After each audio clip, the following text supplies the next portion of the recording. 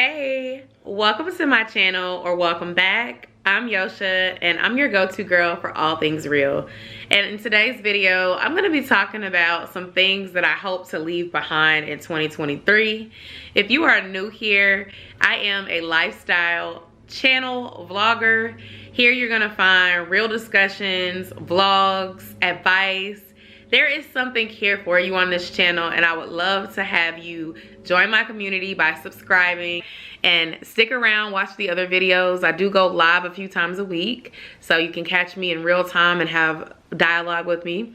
And I'm also here posting on shorts, community tab. Well, I do a lot, so you're gonna definitely enjoy it here. As you are thinking of things and I'm talking to you, feel free to share your opinions in the comment section down below. I do respond to my viewers, and I'm currently on the road to 20,000 subscribers, and I'd love to have you be here, a part of this YouTube tribe. This is part of a short little series. Today I'm talking about things I want to leave behind in 2023. It's really important to have intentions and be specific and kind of know what you want in order to have success as you go into a new beginning. And the new year for me is a new beginning. A lot is changing and shifting in my life. I am returning to work more often in person after being remote full-time for a year and being remote for more than 3 days a week since the pandemic. And so that has been a major shift for me, in addition to just navigating my son doing team sports for the first time, trying to still manage a YouTube channel and putting a lot of love and effort into that. I am restarting my fitness journey because I made some poor decisions in 2023 that led me to gaining some of the weight that I lost last year. So learning new formats, exercising discipline, trying new recipes because I'm gonna be meal prepping. It's gonna be a journey of working to a better self and navigating my 30s with grace. A lot of 2023 I spent time worrying about the opinions of others and allowing other people's weight to burden me to a point where I put myself on the back burner. And so this year I hope to continue to do things with intention, with grace. I have a wonderful tribe of supporters. We did our vision board, prayer board party where we talked goals, and that was awesome. I feel like looking at that each day in my room is gonna remind me to stay grounded. I even have the one that I made last year up as well, because there's still a lot of great things on that board, half of which I achieved and half of which I didn't, that I'm still focused on. So I have a little note for me to help me not ramble as much as I normally do. I'm gonna start with the first thing, and that is fear of trying new things alone. I want to leave that in 2023.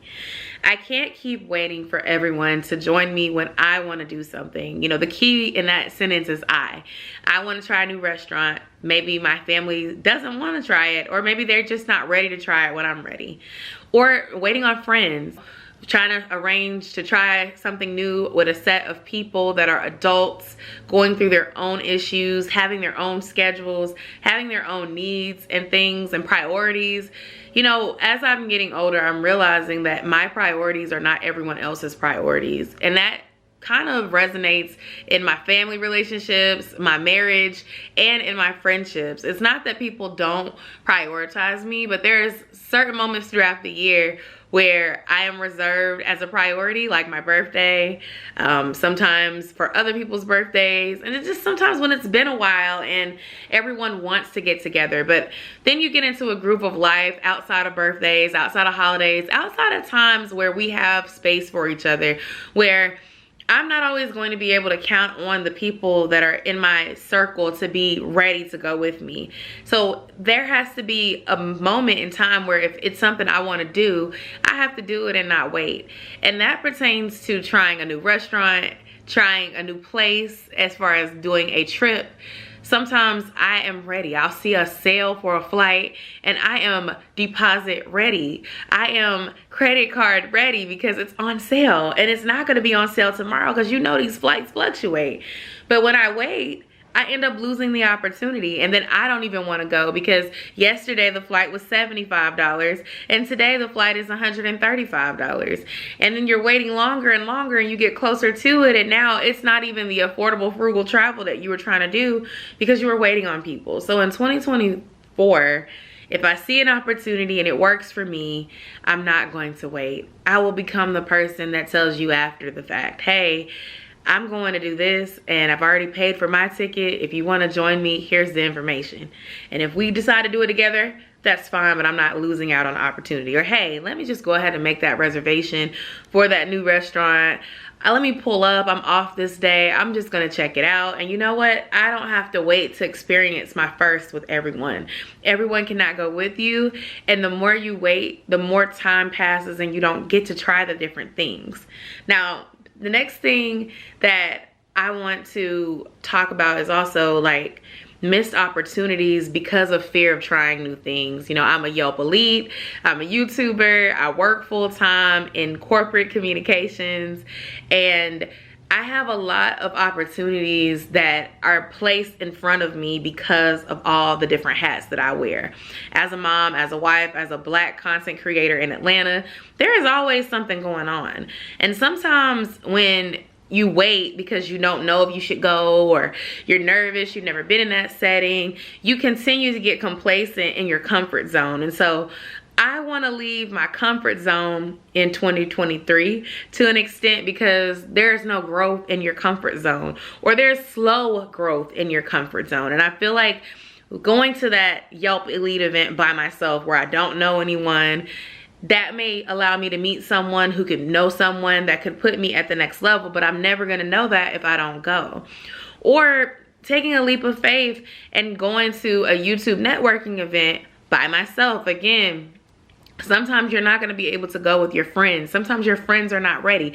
Sometimes I have friends that do YouTube, but they don't take YouTube as serious as I do. So when I say stuff, they're like, oh, that does sound cool, but I feel like that's not for me. And there's been times where I felt like it wasn't for me too, because like as a YouTuber, I don't have like 50,000, 100,000 yet. But that doesn't mean that I can't go as a rising creator and learn from others. And there's been times where I've met larger YouTubers, and they are people too, honey. And they once they meet me, they love me. So it's like, don't be afraid to go and put yourself out there just because you don't know. Like, you're not gonna know everything, and that's okay. You need to be in spaces and in rooms where you don't know everything, because it helps you grow. So let's talk about lack of boundaries. In 2023, I hope to leave behind lack of boundaries as it pertains to people and things that I love. I love my family. I love them to pieces. And when I say family, I mean like my dad, I mean like aunts, uncles, I mean my husband's mom and brother and his girlfriend and all of them, cousins, play cousins that have become real cousins. When I say family, y'all know who you are.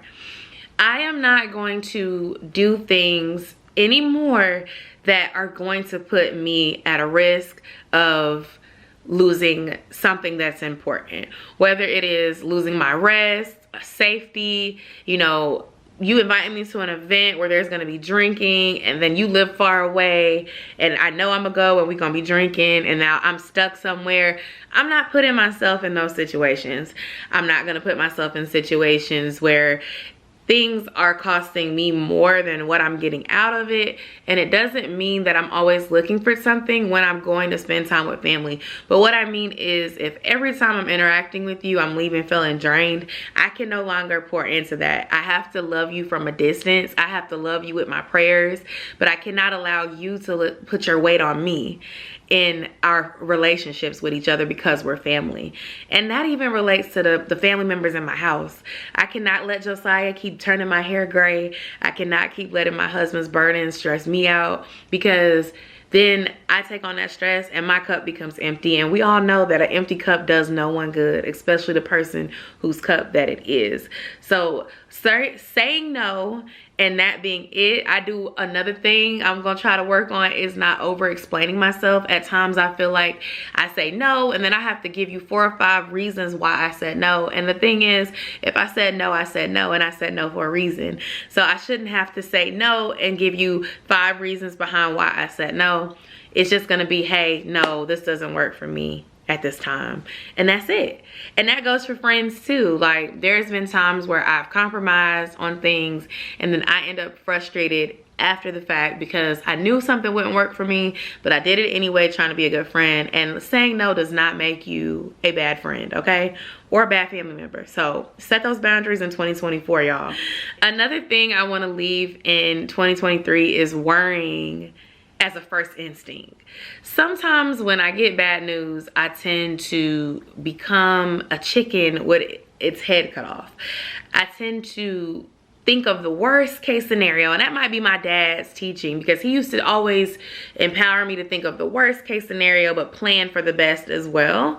But sometimes when things go wrong, I start instantly spiraling into a cloud of negativity of what's not gonna work, and I psych myself out mentally before we can even get through it. The biggest example I can think of is when I found out at the end of October that I had to return to work 4 days a week. You know, I started thinking about 2020 and like how I lost my sister, and I was working and feeling overworked. And this was during the pandemic when I wasn't even in office, but it made me think of my time in 2019 and how I just wasn't happy. And I was in the office 5 days a week, and 4 days a week felt like 5 days a week, even though it's not the same.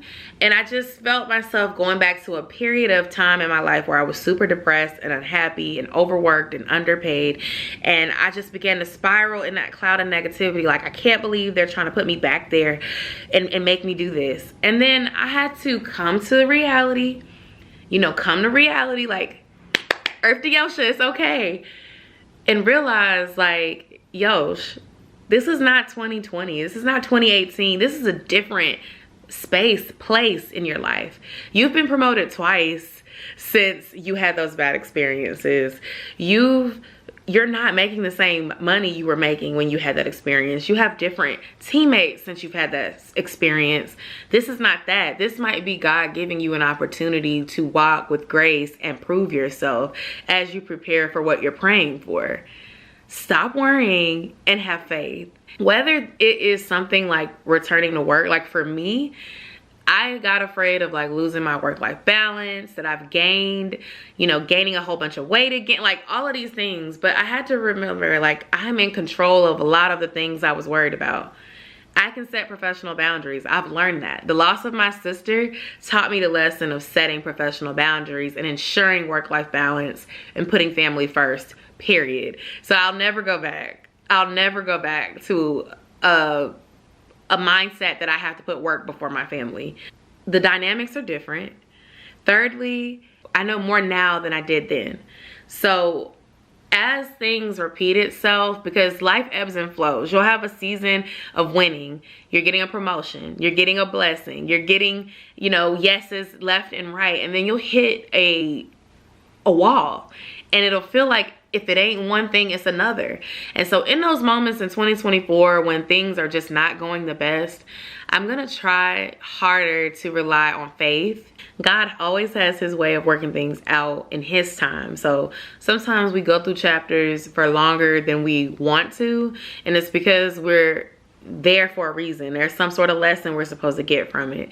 And so worrying, I hope, will not be my first instinct in those moments when I'm just having a tough time. And it's easier said than done, but that's where faith comes in.